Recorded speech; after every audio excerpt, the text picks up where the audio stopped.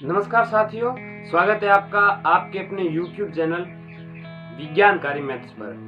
विज्ञानकारी maths पर आज हम बीएससी फाइनल ईयर स्टूडेंट्स की बात कर रहे हैं। बीएससी फाइनल ईयर स्टूडेंट्स के लिए हम उनके गणित के प्रथम प्रश्न पत्र एब्स्ट्रैक्ट अलजेब्रा की बात कर रहे हैं। एब्स्ट्रैक्ट अलजेब्रा में जो पहली यूनिट है वो है ग्रुप थ्योरी।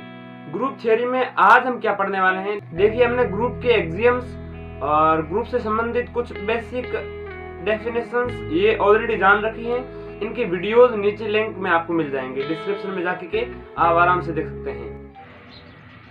अभी हम जानेंगे ग्रुप के किसी अवयव की कोटि पर आधारित कुछ प्रमेय थ्योरम्स, जो कि किस पर बेस्ड होगी, order of an element of A group.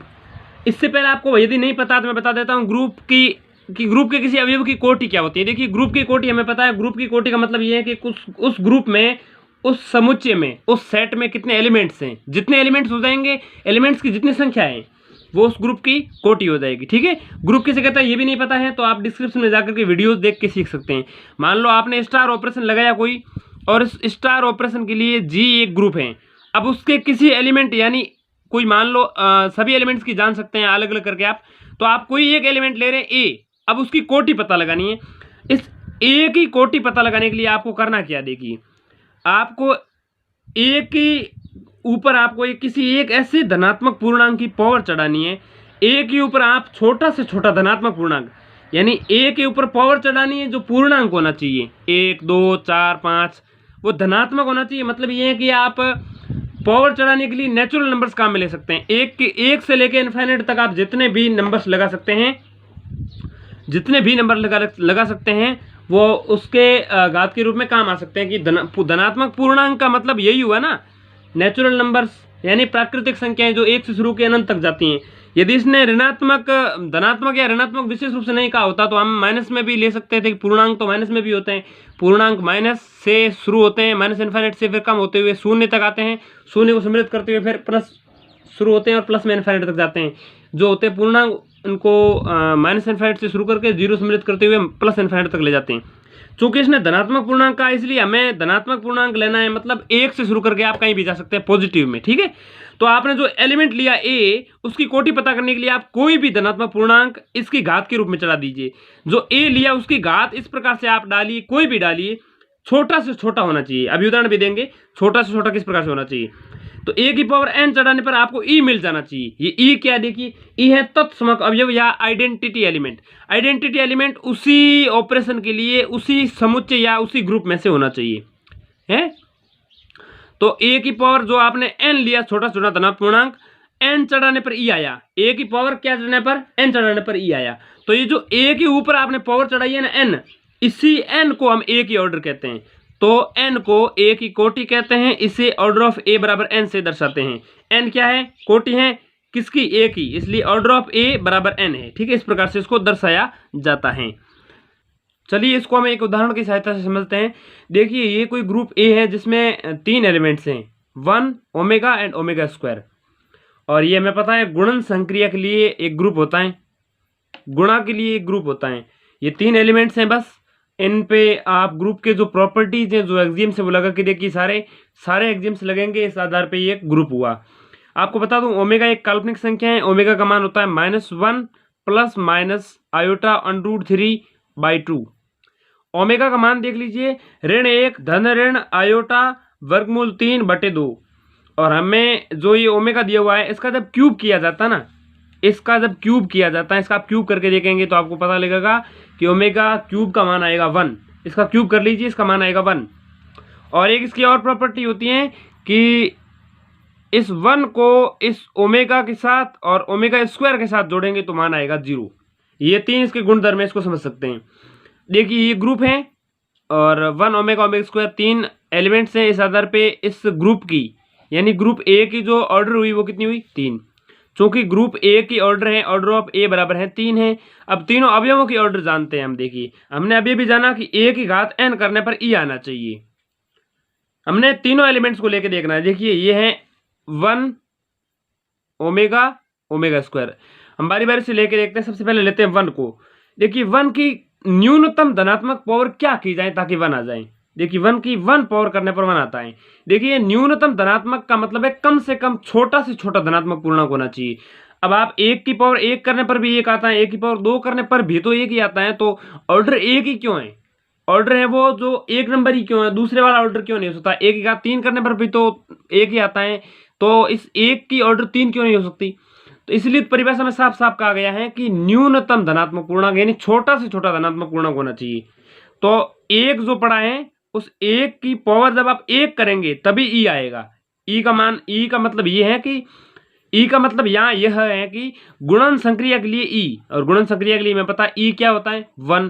1 का किसी के साथ गुणा करो, आंसर कभी नहीं बदलेगा, इसलिए ई 1 है। तो 1 की पावर 1 करने पर 1 आता है, ठीक है। तो इसलिए हम लिखेंगे ऑर्डर ऑफ 1 इक्वल टू 1, यानी 1 की कोटि 1 है। अब दूसरा जो है वो देखिए आप ओमेगा है वहां, तो ओमेगा की पावर हमने अभी भी जाना कि इस ओमेगा का जब आप क्यूब करते हैं, ओमेगा का जब क्यूब किया जाता है, ओमेगा क्यूब करने पर आ जाता है 1, तो इसलिए हमें 1 ही चाहिए, क्योंकि 1 की घात n करने पर ई आना चाहिए, और गुणन संक्रिया के लिए ई 1 है तो 1 आना चाहिए। कहने का मतलब ये, तो ओमेगा का जब क्यूब किया जाता तब 1 आता है, यानी इस ओमेगा के ऊपर ऐसी क्या पावर चढ़ा दी जाए ताकि ई आ जाए, कोई भी एलिमेंट उसके ऊपर ऐसी क्या पावर चढ़ा दी जाए ताकि ई आए। तो ओमेगा की पावर 3 करने पर ई आता है, ई मतलब 1 आ रहा है यहाँ पे, तो इसलिए हम कहेंगे इस ओमेगा की ऑर्डर क्या हो जाएगी 3, order of omega is equal to 3, omega की कोटि 3 है। इसके बाद अगला एलिमेंट क्या है, ओमेगा स्क्वायर। ओमेगा स्क्वायर पर आप ऐसी क्या न्यूनतम धनात्मक पूर्णांक चढ़ा सकते हैं जिससे 1 आएगा। देखिए ओमेगा की पावर 3 करने पर 1 आता है, तो हम ओमेगा स्क्वायर की पावर 3 करेंगे तब भी 1 आएगा। कैसे, देखिए ओमेगा स्क्वायर की पावर 3 करेंगे तो ये पावर ऑल ओवर कितनी हो जाएगी, ओमेगा की पावर 6, और ओमेगा की पावर 6 को हम यूं लिख सकते हैं ओमेगा की पावर 3 और गुणा में ओमेगा की पावर 3। ओमेगा की पावर 3 और गुणा में ओमेगा की पावर 3 का मतलब हुआ है ओमेगा की पावर 6। ओमेगा की पावर 3.3 लिखेंगे तो वहां भी 1.1 होगा, यानी 1 का गुणा 1 से करेंगे तब 1 आता है।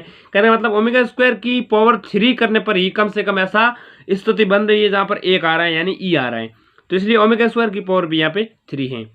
तो ये इन तीनों की ऑर्डर्स हो गई।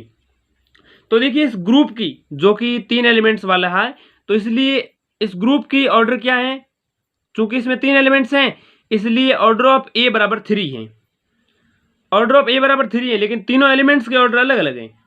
एलिमेंट्स के ऑर्डर जरूरी नहीं ग्रुप के ऑर्डर के बराबर ही हो, तो इस पहले एलिमेंट की ऑर्डर तो 1 आई, दूसरे की 3 आई और तीसरे की 3 आई। लेकिन एक बात आप जान लीजिए, कभी भी किसी भी एलिमेंट की ऑर्डर ग्रुप की ऑर्डर से ज्यादा नहीं हो सकती, बराबर जरूर हो सकती है या फिर उससे कम होगी, उससे ज्यादा कभी नहीं हो सकती। और यही है हमारा दूसरा प्रमेय। अब देखिए हम क्या कौन कौन से थ्योरम्स इसमें पढ़ने वाले हैं। यदि किसी ग्रुप के एक अवयव ए की कोटि n हो तो दर्शाइए ए की घात m बराबर ई होगा, यदि और केवल यदि m n का गुणज हो तभी ऐसा होगा।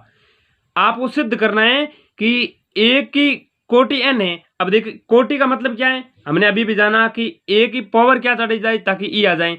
अब ए की पावर n चढ़ाएंगे तभी आना चाहिए, वास्तव में तो ए की पावर n बराबर ई है, ये कह रहा है, क्योंकि ये बता रहे हैं कि ए की ऑर्डर n है, तो इसलिए ए की पावर n बराबर ई है, ये बात तो तय है, ऐसा कहना। देखिए जबकि ये कह रहा है कि ए की पावर m बराबर भी ई हो सकता है, लेकिन इसके लिए शर्त यह है कि इस जो पावर आप चढ़ा रहे हैं उस m को इस n का ही गुणज होना पड़ेगा, अन्यथा ऐसा संभव नहीं है, अन्यथा ऐसा संभव नहीं है।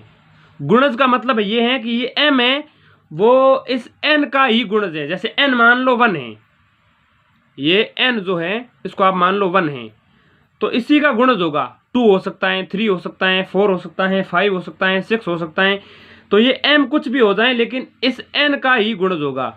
तो पहली ये थ्योरम है हमारी कि किसी ग्रुप के किसी अवयव a की कोटि n है तो आपको बताना है कि a की पावर m बराबर b e हो सकता है, यानी इस a की कोटि m b हो सकती है, लेकिन m को n का ही गुणज होना पड़ेगा, यानी गुणा से उत्पन्न हुआ। गुणज का मतलब है गुणन से जन्मा हुआ। दूसरा हमारा जो प्रमेय है वो है किसी ग्रुप के प्रत्येक अवयव की कोटि परिमित होती है। यहाँ पे एक शब्द में मिस कर गया, किसी परिमित ग्रुप के, परिमित का मतलब है किसी फाइनाइट ग्रुप के, किसी परिमित ग्रुप के प्रत्येक अवयव की कोटि परिमित होती है तथा यह या तो ग्रुप की कोटि के बराबर होगी या इससे कम होगी। देखिए हमने अभी अभी समझा, दूसरा प्रमेय हम इसको समझेंगे। तीसरा जो प्रमेय है वो है किसी ग्रुप के किसी अवयव की कोटि सदैव उसकी प्रतिलोम यानी उसके इनवर्स की कोटि के बराबर होती है। उसके इनवर्स की कोटि के बराबर होगी। यानी कि मतलब क्या है कि कोई ग्रुप है, उसकी ग्रुप की कोटि और उसके इनवर्स की कोटि हमेशा बराबर होती हैं। चौथा प्रमेय जो हम पढ़ेंगे वो यह है कि ग्रुप के किसी अवयव ए के पूर्णांक घात की कोटि ए की कोटि से अधिक नहीं होती है। इन चारों प्रमेय को हम समझेंगे, अच्छे से समझेंगे, लेकिन अगले आने वाले वीडियो में।